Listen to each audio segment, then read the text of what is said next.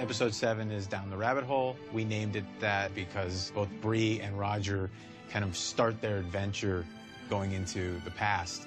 This is one of our few episodes that Jamie and Claire are not in, and actually I think Roger and Brianna carry this episode, and actually Sophie and Richard do such a tremendous job. You can really see them starting to kind of come into their own. To the jail, for God's sake! It's been a tremendous journey for both of them.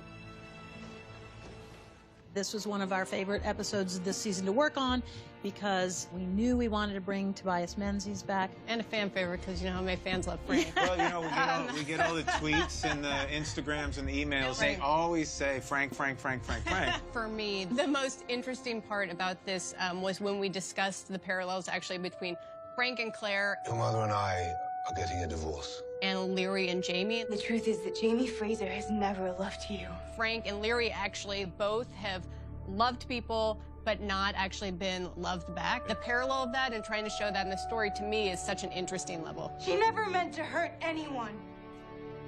To talk about the writing a bit, the thing that Brianna found on the desk. What's this? We had planned to do something with Frank's military background, but then it was Matt that came up with the idea that instead of finding this letter, what if it's actually the obituary? Because we had already done some stuff later in later scripts where we were going to see the obituary, and he's like, what if we plant it here?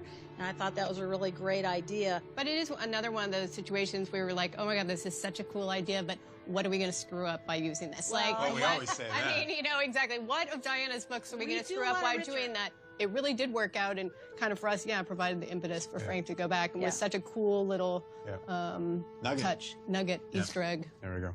For me, the most exciting thing, I think, was exploring what happened on the night of Frank's death. Everyone assumes that he was killed in the car accident right after he left Claire, but what if he actually went to see Brianna? Daddy, what are you doing here? Sweetheart, I need to talk to you. Hop in. She ends up not saying anything, including not saying I love you to him when he says I love you as she gets out of the car. And then, of course, then we reveal that that's when he was killed after that. And that's something Brianna has to live with. It's a pain and a ghost that she carries. And so we play the ramifications of that and how this major journey she's taking into the past, that she could really only do it with the love and strength and courage that her father taught her and gave her. And we see him there at the end on the dock, which is a beautiful moment, just to show that even though she's going back in time and to find Jamie, Frank will always be with her.